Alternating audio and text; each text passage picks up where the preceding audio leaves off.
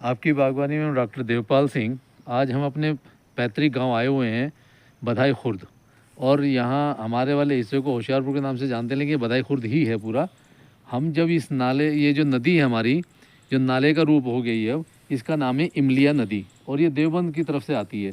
इतना साफ़ जल हुआ करता था इसका कि हम लोग इसमें खेलते भी थे, आते भी थे, अपना स्नान हम भी करते थे और अपने पशुओं को भी कराते थे। लेकिन आज इस एफ्लुएंट की वजह से ये कितना काला पानी आ रहा है, उसमें बल अच्छी गंद के बजाय बुरी गंद आने लग गई है। और इसके अलावा जो इसके किनारे किनारे हैं, जिन लोगों के पास में भूमि की कमी है, या तो वो लोग या जिसके खेत हैं वे लोग, इनको पास में बरसीम वगैरह डाल देते हैं, जो पशुओं के लिए चारा हो जाता है। और ये सरसों भी डालते हैं साथ में। इसकी वजह से भी वो शुरू के पत्ते लोग साग में प्रयोग कर लेते हैं, और बाद के इसकी जब फलियाँ होती हैं, इससे सरसों का तेल निकलवाने में इनको आसानी हो जाती है। और चूँकि पानी यहाँ उपलब्धता बनी रहती है, 12 महीने ये चलता रहता है, तो इसमें जब सफाई हो जाती है तो सरकारी योजना में सफाई भी होती है। तो उसकी वजह से इतना फ़ायदा हुआ कि आसपास के जो जंगल कभी पहले पानी भरा रहता था, आज आप ये देखो कितना खूबसूरत गन्ना खड़ा हुआ है, पॉपुलर के पेड़ खड़े हैं, नीचे उनके गेहूं है। तो ये इसलिए हुआ कि जो पहले उस खेतों में पानी भरा रहता तो वापस इस स्रोत से, इस नदी से वो सारा जल इस तरह से आगे आगे चला जाता है। ये है देखिए बांकले का पौधा, कुछ लोग इसे सेवचना भी कहते हैं, सर्दियों में लगाया जाता है, बहुत अच्छी सब्जी बनती है। और इसके साथ में ही इसमें लगाई है लहसुन। अब ये देखिए प्रकृति का कैसा अच्छा अद्भुत वो है काम, कि वो जैसे ज़मीन में धीरे धीरे पानी अंदर रिसते रहता है तो उसमें उसका प्रदूषण साफ़ भी होने लगता है। और इतनी ऊंचाई पे आने के बावजूद भी इस ज़मीन में नमी होने के कारण ये फसल बहुत अच्छी हो रही है। और यहाँ के किसानों ने कोई भी जगह 1 इंच भी छोड़ी नहीं है, और नदी के किनारे का बिल्कुल पूरा उपयोग करते हुए इन्होंने, किसी ने इसमें पॉपुलर के पेड़ भी लगा दिए हैं, किसी ने सब्जी लगाई है, किसी ने अपने पशुओं के लिए चारा लगाया है, और किसी ने इसके ध्यान रखते हुए कि रास्ता ठीक से बना रहे, उसमें साफ़ सफाई करके यहाँ पे कुछ ना कुछ फसल लगा दी। इसी नदी में एक जगह आकर के इस मोड़ में बहुत सारा हाइसिंथ इकट्ठा हो गया, जिसको समंदर शोक भी कुछ लोग कहते हैं, जलकुंभी भी इसको कहा जाता है कई बार।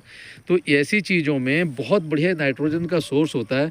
जिस किसी किसान भाई को समझ में आ जाएगा कि इसका उपयोग हो सकता है, उस दिन शायद ये स्वतः ही साफ़ हो जाएगा। अब तो वो इंतज़ार कर रहे हैं कोई और आके करेगा, लेकिन कुछ समय बाद में जब हम आके देखेंगे तो ये पूरा साफ़ होकर इसका पानी ऐसा लगता है कि इस नदी में ही आकर के एक छोटा स्रोत एक और पानी का आके मिल रहा है, और उसमें इस तरह का गंदला पानी आ रहा है। लगता है उद्योग क्षेत्र का भी यहाँ पे कंपटीशन चल पड़ा है कि यहाँ आसपास में किसी ने जल्दी धन की इच्छा में शायद कोई फैक्ट्री लगाई होगी, और उसका एफ्लुएंट भी इसी में आ रहा है। आज हम थोड़ा सा फुर्सत मिली इस धुंध से हमें। ये रात को बहुत ज़्यादा धुंध थी, लेकिन सुबह आते आते थोड़ी छट गई, और अपने खेतों में आए हुए हैं।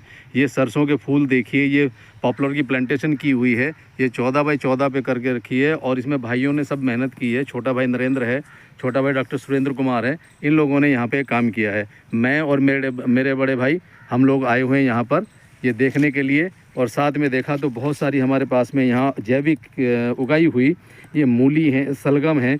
अब इनकी हम सलाद भी बनाते हैं, और इन्हीं से हम अचार बना के, सब्जी बना के खाएंगे, भुजी बना के खाएंगे। पूरी तरह से जैविक है। तो इसलिए आप भी देखिए, जैसे बाकी और फसल में यहाँ पे लहसुन है जैविक, उसके आगे और सरसों भी हमारी जैविक है। नींबू के कुछ पेड़ लगे हुए हैं, आगे अरहर के पेड़ लगे हैं कुछ, और ये अंदर कुछ मधुमक्खी के बक्से भी रखे हुए हैं, जिससे पॉलिनेशन के लिए अच्छा रहता है। सरसों के फूल खिले हैं तो उसका फ़ायदा हो जाता है। ये गेहूं हो रखा है पॉपुलर के नीचे, ये पॉपुलर प्लांटेशन है 4 साल की पुरानी। अब ये इनकी कटाई के लिए तैयार हो गए हैं, तो इसकी इस बार में इनकी कटाई भी हो जाएगी। तो किसान ने आजकल अपना एक नया रास्ता अपनाया है। ज़रूरी नहीं सिर्फ गन्ने से ही करें, लेकिन पॉपुलर प्लांटेशन और उसके बीच में ये सारा कर सकते हैं, गेहूं कर सकते हैं, और शुरू के 1-2 साल तक गन्ना भी कर सकते हैं। वास्तविकता में तो ये मुजफ्फरनगर क्षेत्र पूरी तरह से गन्ने का एक्सपर्ट क्षेत्र है, और यहाँ पर ज़्यादातर यहाँ के जो श्रमिक हैं, ज़्यादातर किसान हैं, उन सबों को गन्ने का बहुत अच्छा अनुभव है। गन्ने से ही यहाँ से इकोनॉमी बनती है। ये शुरू में थोड़े से केले के पेड़ भी लगा के देखे थे, लेकिन पाले की वजह से उतने ज़्यादा सफल यहाँ पर नहीं हो पाए, क्योंकि यहाँ थोड़ी नमी भी ज़्यादा है। साथ में एक नदी बहती है, इमलिया से नदी कहते हैं। और इस बार हमने किनारे पे थोड़े बांस के पेड़ लगाए हैं, जिससे कि बायो फेंसिंग भी तैयार हो जाए। उधर बलकोवा लगाया है, और एक साइड में शुरू में जो है ये हमने लाठी बांस लगाया हुआ है, जिससे कि फेंसिंग भी तैयार हो जाए। क्योंकि पशुओं का प्रकोप तो सभी जगह है, यहाँ पर भी नील गाय और माहे जो कहते हैं जिनको, ये इस तरह से यहाँ पे आते हैं और तरह तरह का नुकसान भी करते हैं। तो जैविक खेती में आकर के बड़ा अच्छा लगता है।